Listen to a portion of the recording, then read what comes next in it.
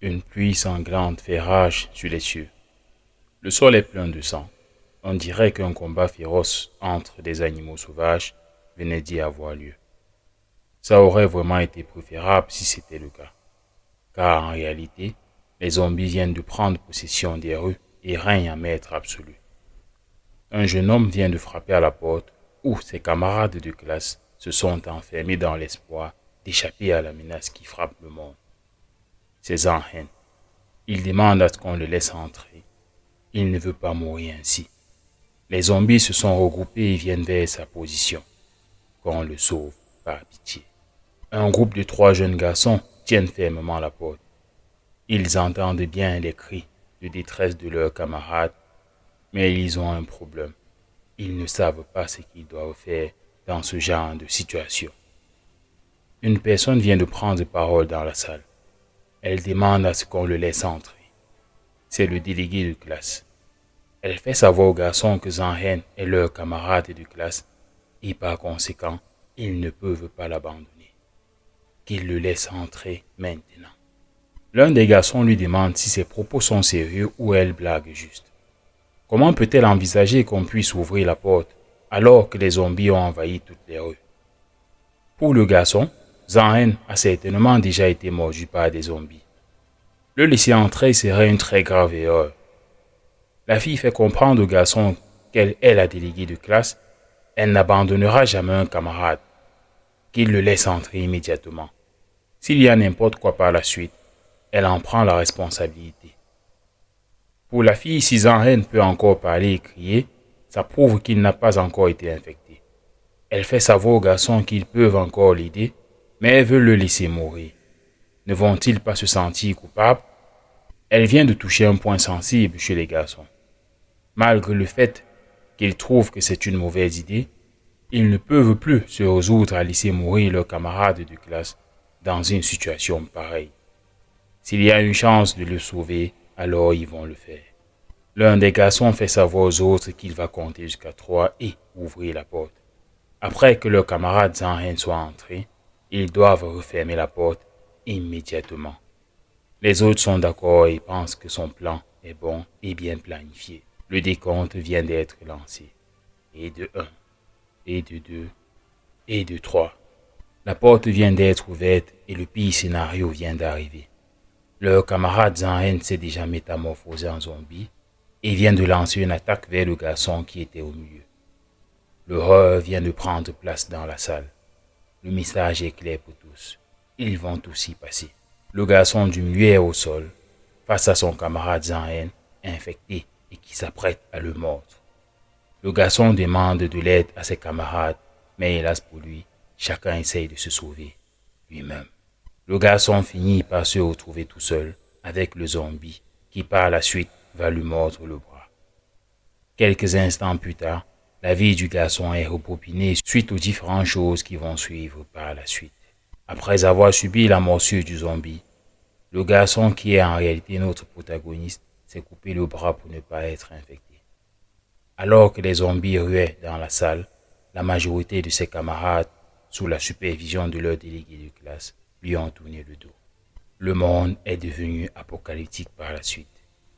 Mais un homme qui lui avait beaucoup aidé avait construit une machine à remonter le temps avec une organisation pour permettre à notre protagoniste de pouvoir entrer dans le temps avec 2 missions bien précises. En premier, il devait se sauver tout seul et en 2, il devait se venger. Quelques instants plus tard après l'activation de la machine, Yobei est ramené à l'instant avant sa morsure par le zombie. Yobei est d'un calme sans précédent. Le voyage temporel a marché. Leur camarade Zanhen demande de l'aide car les zombies sont déjà très proches de lui. La fille, comme avant sa morsure, demande à ce qu'on le laisse rentrer. Elle est la déléguée de classe. Elle ne veut abandonner aucun de ses camarades. Yobei se rappelle de cette scène comme si c'était hier. Celle qui parle n'est autre que Ryoji. Sauf qu'elle est très jeune maintenant. La fille veut savoir s'ils sont sourds à ce qu'elle leur demande. Qu'ils le laissent entrer rapidement. Elle leur sort la carte de la sensibilité comme c'était déjà le cas la dernière fois. Elle pense qu'ils peuvent encore l'aider, mais elle veut le laisser mourir. Ne vont-ils pas se sentir coupables?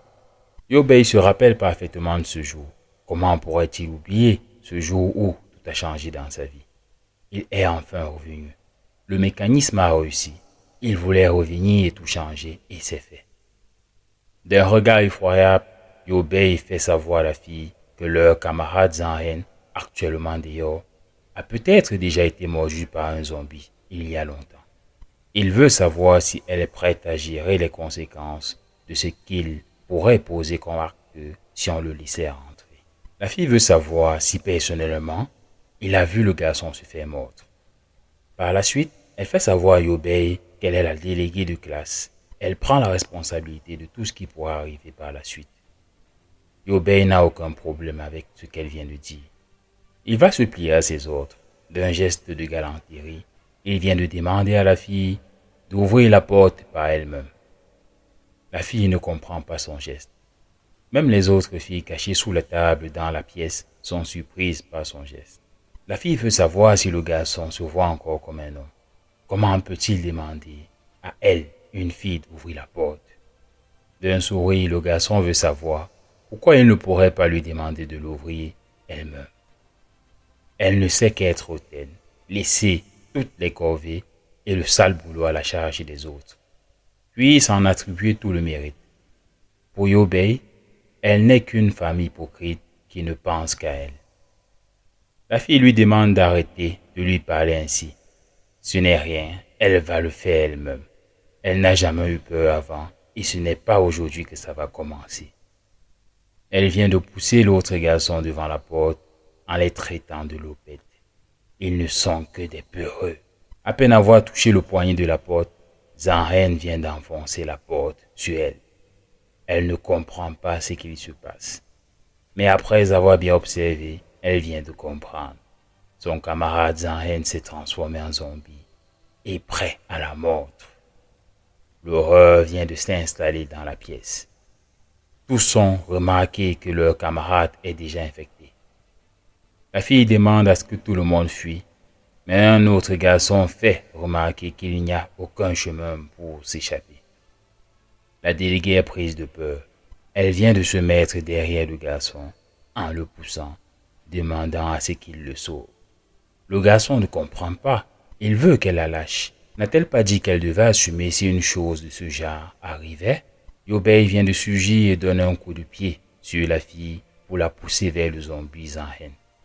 La fille est surprise par le comportement du garçon qui est en train de sourire par son geste. Le zombie vient de se saisir de la fille en s'agrippant sur elle et s'apprête à la mordre.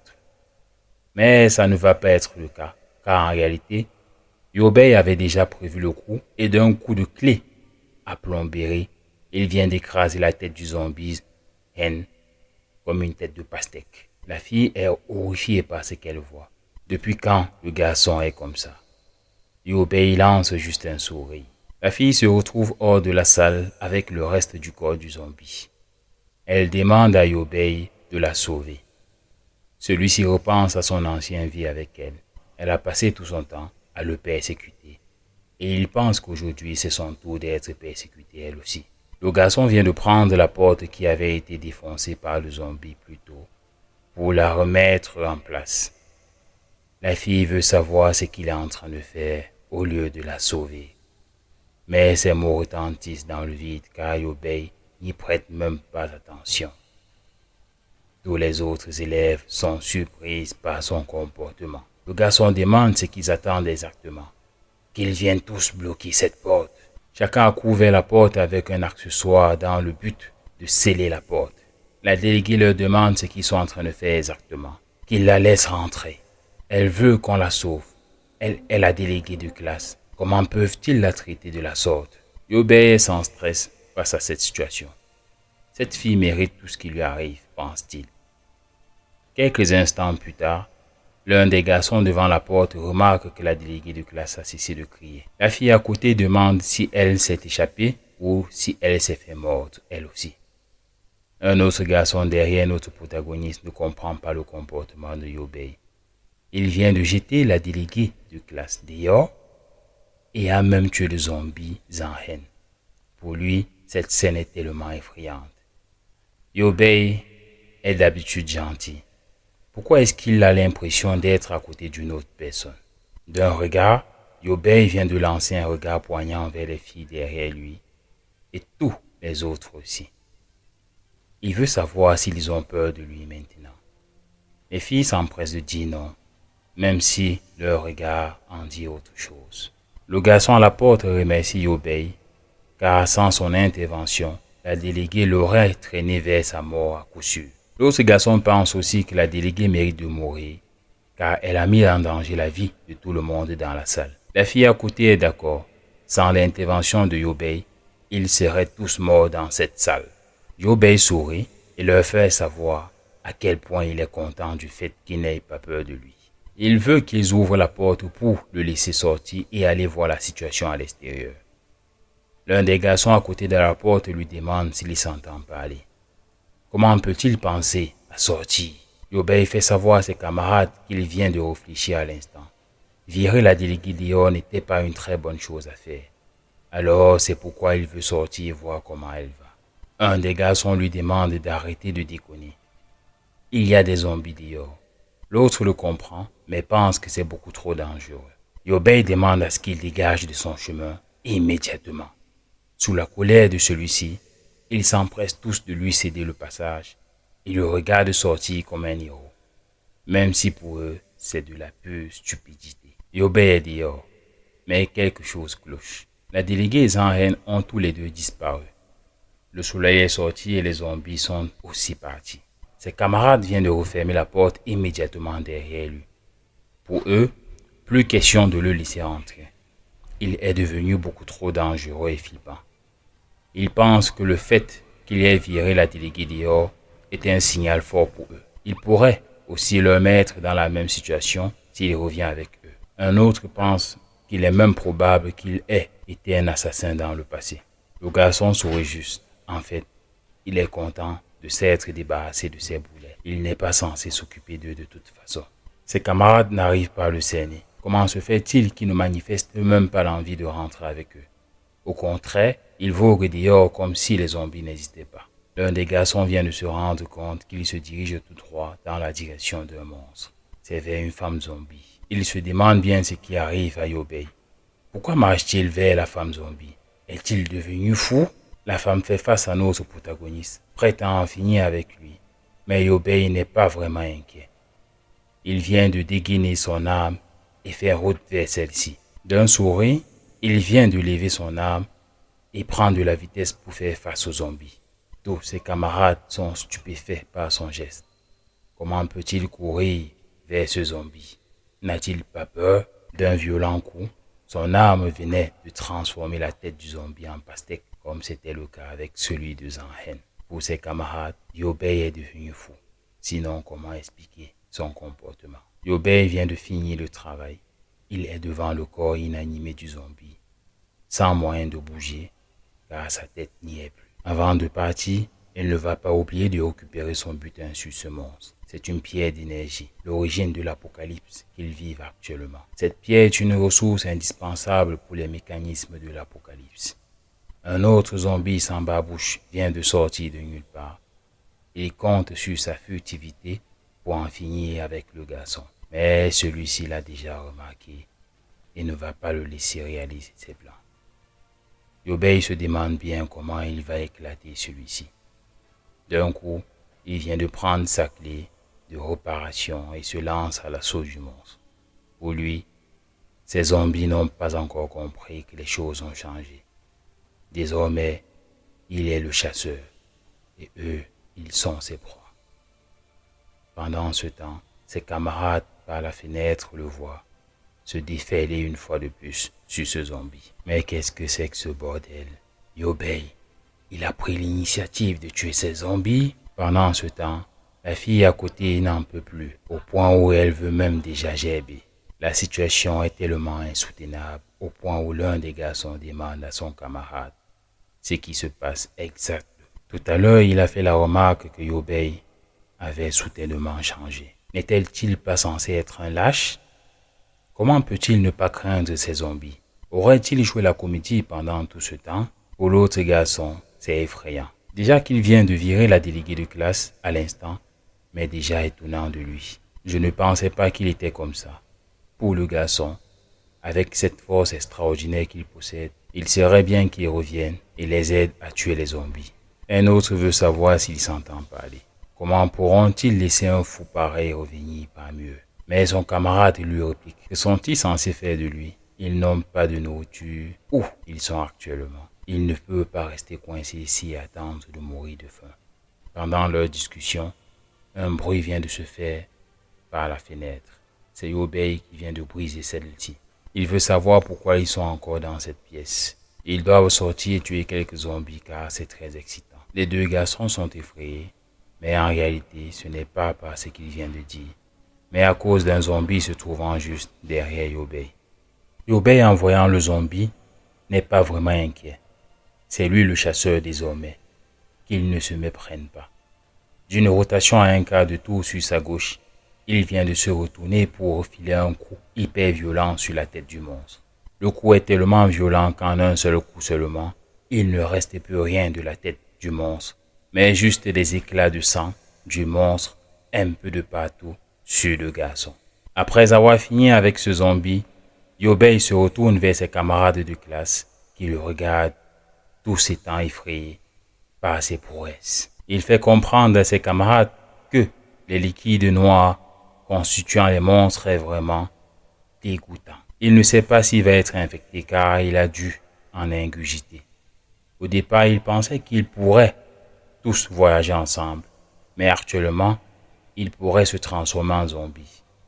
Il n'a aucune intention de les faire du mal. Avant de partir, il leur fait savoir qu'il souhaite vraiment voir tout le monde survivre à tout ça. Ses camarades sont stupéfaits par ses agissements. Il pensait qu'il allait leur supplier de pouvoir leur rejoindre, mais au contraire, il s'est juste allé comme ça. Ils sont tous désemparés par comment ils vont gérer la suite à partir de maintenant. Que vont-ils faire car ils ont perdu non seulement la déléguée, mais maintenant Yobei aussi. Quelques instants plus tard, Yobei traverse le stade sportif de l'école avec sa main dans sa poche et son arme sur son épaule, comme si rien ne se passait. Il est en train de se rappeler de son ancienne vie, de comment tout ce merdier a commencé. L'apocalypse de l'humanité a commencé avec un virus zombie qui s'est répandu à travers le monde. 50% de la population entière a été infectée. Les économies, la politique, tout s'était effondré après son passage. Le nombre de zombies augmente de manière considérable chaque jour. Les humains vivent dans la peur et le désespoir. Se battre pour la survie, l'espace, la nourriture et les ressources. Tout cela a contribué à rendre le monde encore plus chaotique qu'il ne l'est déjà. Le nom de code pour cette période compliquée pour l'humanité fut qualifié de sombre par le professeur Zanhan, qui menait des recherches sur les zombies. Yobei, dans ses souvenirs, se rappelle très bien que leur délégué de classe, Liryozi, l'avait fait mordre par un zombie. Il n'avait pu survivre qu'après s'être coupé le bras. Pendant les 5 années qui ont suivi, il avait souffert de faim, de la torture et de beaucoup d'autres fléaux régissant dans ce monde chaotique. Son calvaire prit fin lorsqu'il rencontra le mécanisme. S'il est là actuellement, c'est simplement parce que le mécanisme avait utilisé son dernier pouvoir pour le renvoyer à l'instant où sa vie avait basculé avant de mourir. Yobei vient de traverser un rue sous lequel tous les humains vivent désormais en captivité. L'un des hommes dans sa cachette ne comprend pas comment une personne peut se promener de la sorte en plein jour sans avoir peur de mourir.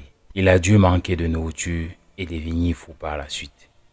Pour l'autre, il se demande si le garçon est encore réellement humain. Il fait savoir à son ami qu'il devait l'appeler pour qu'il rentre car rester dehors est bien trop dangereux. Son collègue lui demande s'il est idiot. Ne sait-il pas que l'extérieur est plein de zombies? Qui sait si le garçon a été infecté ou pas? Yobei est en train de traverser un ruelle miné par des zombies de toutes parts. Mais celui-ci n'a vraiment pas de problème avec ça. Les monstres ont repéré sa présence et ruent tous vers lui avec une rage épique. L'un des hommes est en panique car tous les zombies ont couvert sa position. Pour lui, sa mort est proche. Celui puis âgé à côté de lui n'est pas vraiment affecté. Pour lui, tout cela est de sa faute. Qui lui a demandé de sortir pour chercher à manger à cette heure. C'est tout simplement un gros con. Il va se faire bouffer par les zombies. Mais pour Yobei, l'interprétation de la situation est bien autre. Il vient même de laisser voir un sourire. D'un seul coup en rotation, la tête d'un zombie vient de se détacher du reste de son corps. Tous les autres aux alentours vont subir sa rage. Aucun de ces zombies ne va lui échapper. Les deux hommes sont stupéfaits. Le garçon est bien trop féroce et fort. C'est un danger ambulant.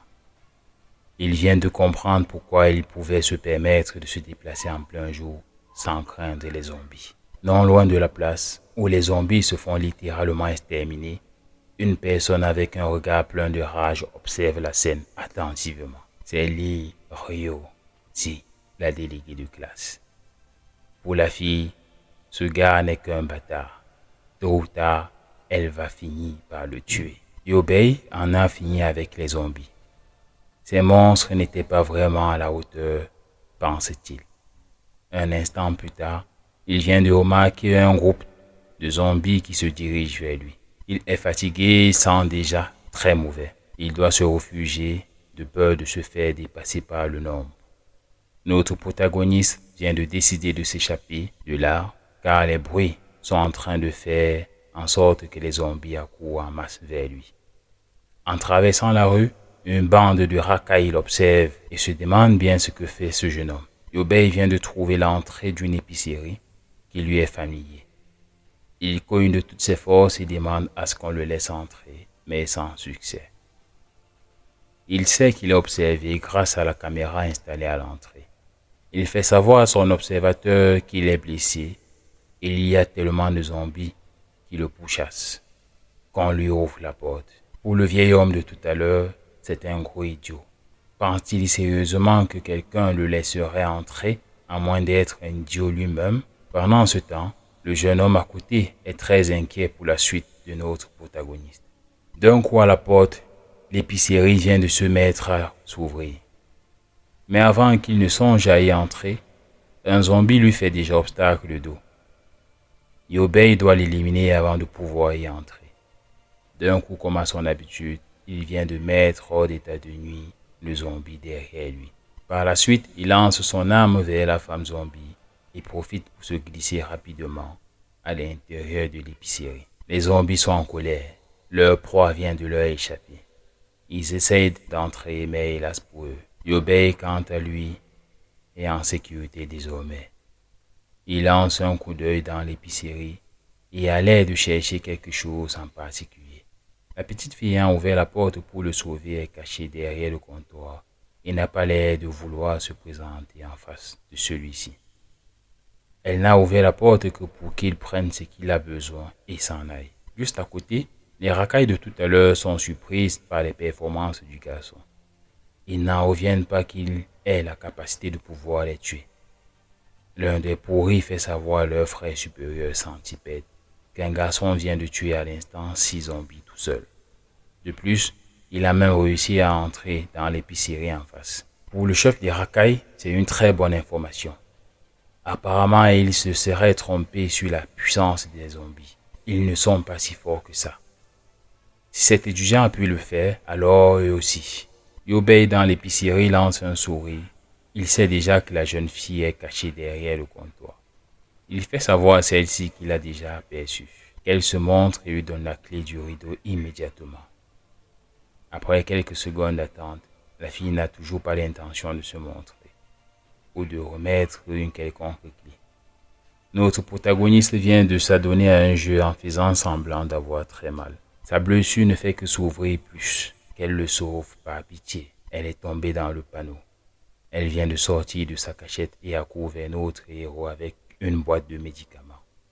Une fois arrivé, celui-ci attrape sa main pendant que celle-ci essaye de se défendre en demandant qu'il le laisse immédiatement. Celui-ci fait savoir à la fille qu'elle le considère comme son grand frère. Il ne va pas la manger. Qu'elle lui passe sa télécommande. Celle-ci essaye de jouer à la sordide en demandant à Yobei de quelle télécommande il parle. Ce qui est un peu drôle car la télécommande est bien visible dans son autre main libre. Il va la traiter d'idiote et récupérer la télécommande avant de la repousser vers le sol où elle va se dépêcher de détaler pour se cacher derrière un panier. D'un coup de pied sur le panier qui la sert de bouclier, notre protagoniste la traite d'idiote Il a fallu qu'il dise qu'il était blessé pour qu'elle la croie et ouvre la porte. Elle est tellement bête et trop facile à tromper. Notre protagoniste se rappelle encore de son ancienne vie dans ce monde apocalyptique. Cette petite fille s'était bien occupée de lui après l'avoir accepté dans son abri. Elle avait nettoyé ses blessures et bandé son bras coupé. Il était tellement reconnaissant envers elle car elle lui avait sauvé la vie. Elle avait fait savoir à Yobei que le dehors était très dangereux et que les recommandations de son père étaient de rester barricadé dans le magasin. Elle était tellement gentille avec lui qu'elle lui mettait aux petits soins dans tous les sens du terme. Ne soyez pas très imaginatif, cher Shinobi. Elle l'aidait juste à se nourrir et à nettoyer ses plaies. Bien, reprenons. Le garçon n'arrivait pas toujours à saisir qu'une fille si gentille puisse exister. En fait, c'est la seule personne à l'avoir ouverte la porte et laissé entrer quand personne ne voulait de lui.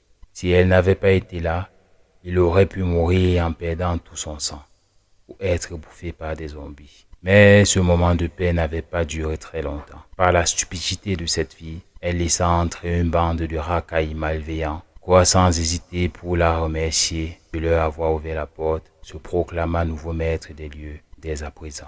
La fille, pour intimider ceux-ci, leur fit savoir que son père reviendrait très bientôt pour leur botter les fesses. D'un sourire, le chef des pourris l'informa par la suite qu'il avait capturé et utilisé comme appât pour attirer des zombies loin d'ici. Il rassura la fille par la suite de ne pas s'inquiéter, car il devait bien s'occuper d'elle. C'était une gentille fille, mais torturée à mort par des gens démoniaques parce qu'elle était trop gentille. Notre protagoniste effrayé ne pouvait rien faire d'autre que de se cacher et n'osait pas faire de bruit. Cette fois-ci, Yobei sait qu'il doit la sauver, quels que soient les moyens. Mais pour commencer, il pense qu'il doit d'abord lui faire savoir comment est ce monde d'apocalyptique, même si elle doit le voir comme un homme mauvais et méchant. Quelques secondes juste, celle-ci vient de cogner à la porte, d'un ton très élevé. « Pourquoi tu frappes? Ne me dérange pas quand je prends une douche. » La fille dit qu'elle est désolée. Elle a juste vu que ses vêtements étaient sales. Alors, elle lui en a apporté de nouveau, qu'elle les laisse dehors et dégage. D'un air triste, la fille dit qu'elle est désolée. Yobei pense que sa personnalité est bien trop faible pour survivre dans un tel écosystème d'apocalypse. D'un autre côté, il est content du moment actuel. C'est si bon de se laver. Ça faisait longtemps qu'il n'avait pas pris une bonne douche. Mais il pense aussi qu'avec l'augmentation de plus en plus des zombies, toutes les sources d'eau seront contaminées d'ici peu. Au plus, dans quelques jours, cet endroit aura son approvisionnement en eau coupée. Heureusement, cette épice a déjà une bonne quantité d'eau et de nourriture en stock, ce qui va leur permettre de tenir un certain temps. Mais ce n'est pas tout. Il lui faut absolument s'en procurer de l'équipement et des armes. Yobei est plutôt content de son look quand il se mit. Il était plutôt beau gosse quand il était jeune. Sa peau est si tendre. Il n'a pas mal au dos et aux jambes. C'est tellement bon d'être jeune. Mais quelque chose manque. Ses abdos ne sont plus là. Il pense qu'il va devoir s'entraîner davantage pour les retrouver. Après être sorti de la douche et entré dans la chambre pour s'habiller, la fille entend comment celui-ci la traite d'idiote encore une fois. Comment peut-elle apporter un costume? Comment veut-elle qu'il puisse combattre les zombies en costume? Non loin d'eux, le chef des racailles est remonté à bloc. Son arme de prédilection est déjà saisie et prête à opérer. Il fait savoir à ses hommes de main que l'épicerie en face a des liqueurs et de la bouffe, mais qu'ils ne s'en réjouissent pas de manière indéfinie car ça ne durera pas longtemps. Ce qu'ils doivent faire, c'est créer leur base de suivi pour pouvoir gérer l'apocalypse. Ils vont devoir aller tuer les zombies et faire le premier pas. Ensuite, voler l'épicerie en face et faire en sorte qu'ils aient suffisamment de nourriture. Il a failli oublier. Il y a une fille plutôt mignonne dans cette épicerie. S'il s'en souvient bien. Il n'y a personne d'autre que cette gamine dans cette épicerie. Qu'ils se mettent en mouvement pour aller tuer les zombies. Qu'ils prennent toute la nourriture et la loli au passage. Notre protagoniste a fini de prendre son bain. Il demande à ce que cette stupide gamine se montre à lui. Il a des choses à lui demander. Il veut savoir si elle vit seule. Si c'est le cas, où est sa famille? La fille d'une petite voix fait savoir que son papa est sorti pour revitaliser les ressources, mais depuis il n'est pas revenu. Tu n'es qu'une truie stupide. Tu oses me laisser entrer alors que tu es seul à la maison. Tu n'as pas peur que je te fasse de mauvaises choses. La fille lui fait savoir qu'il était blessé. Elle a vu que son corps était couvert de sang, alors elle a ouvert. Tu n'as pas vu les choses qui me pourchassaient? Tu ne sais pas ce qui s'est passé dehors? La fille dit qu'elle sait. Elle a vu les informations à la télévision, qu'il y avait des zombies dehors. Une personnalité naturellement faible et naïve comme toi ne sera finalement qu'un fardeau pour moi. Pourquoi je ne te tue pas maintenant pour m'épargner cette peine? Mais être seul est plutôt nul. Personne pour me servir. Écoute bien, à partir de maintenant, tu feras tout ce que je te dis. Pas de transgression. Si tu oses dire non, je te tuerai immédiatement.